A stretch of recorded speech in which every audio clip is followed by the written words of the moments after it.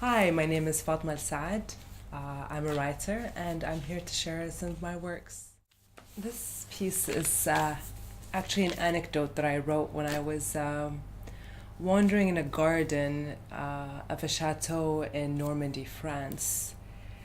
Um, Mostly I write poetry, journal entries, and letters, but I dabble with anecdotes every once in a while, and what I try to do is capture a moment or more like an emotion, a single emotion within a moment, and build a story with it. So, this is it. She could hear herself calling out his name, Philippe, or possibly even Gustave, as he galloped down the cobblestones, leaving her forever behind in her castle of selective amnesia. As Philippe strode off, far from sight, aged cobble gave way to gravel grey and away, and the church bells sang to aggrandize his departure. Typical, of course. He asked her earlier that day to marry him. He knelt on his knees under witnessing trees and offered the whole of his undoubting heart. Was she in love? Without a doubt. But what he did not know is that she hid from him her heart when she gave it to him. Tucked under his pillow it lay in wait, all giddy for its discovery. But of course he did not think to go looking for her heart when she was standing right before him. So if her heart was under his pillow, and if the trees witnessed him on his knees, then why? Why was the silver mane of his stallion wild with parting? It was the skies in her eyes that went from shooting stars to crashing clouds. It was her hands, often generous and now stiff, cold. Maybe if he had not taken her palms in his, maybe if he had not held her gaze, maybe he would not have noticed that half a moment just before she would have blushed a yes in certain surrender when all her past reincarnations and the ones in wait, when they all sighed and all too familiar. I know not how to be taken. She sits back down in the 21st century. Cars driving up those same cobbles where Philippe galloped off some 200 years ago. The trees have aged but a day, and the rocks were more or less the same. But this little pathway of roses, this is new. While the absence of Gustave, or was it Sebastian? Well, it hurt again, aching so, sweetly so. A few years ago, I was sifting through my journals and I discovered that some of my entries had their own sense of poetry. So I started putting some of these together and exploring them as a creative piece, albeit quite personal. Rather recently, I have come to a conclusive decision that I am a Greek goddess, the daughter of June, and invincible I am.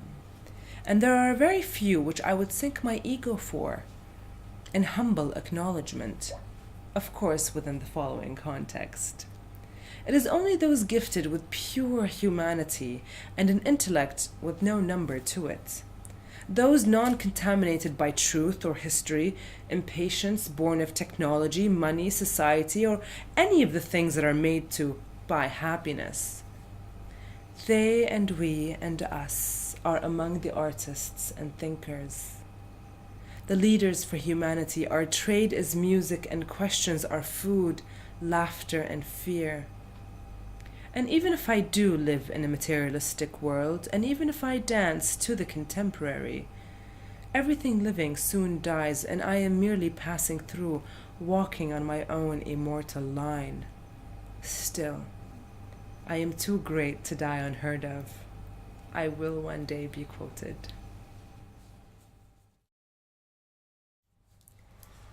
My hands they crave to wander all about your thoughts, gentle and then on a mission all at once.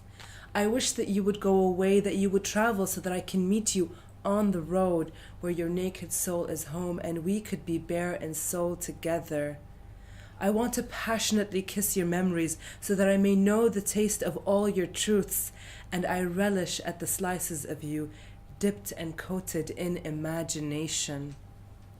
I want to open up your mind the same way a fortune teller will open my palms, throw her stones, and spread her cards. For I imagined that you would animate in a shape and dimension of the highest frequency and of the kindest sound that even my nose could smell just how profound. My friend, there are people who make love with their skin and still feel nothing within. But love between us was made with the heart, eyes closed, lips generous, and the kind of embrace where you no longer recognize where I end and where you start. We were everywhere in each other, if you can make any sense of that. You showed me your soul, and I revealed to you the centers in me, the ones I hide from others who even exist in my own fantasy. Bodies dressed, existences undressed. Maybe I didn't know that I may have already known you all along. This is a piece I always come back to when I need to remember who I am. In a little lost world, there are red butterflies, there are yellow flowers, and only forgotten memories. Like a childhood imagined, the snow is always a virgin white. Hints of sophistication on a bedside table, and a burning candle never melts. Dressed in waterfalls, raw silk, seagulls, and a river, naive eyes, red lips, and in her simple grace, she is known here.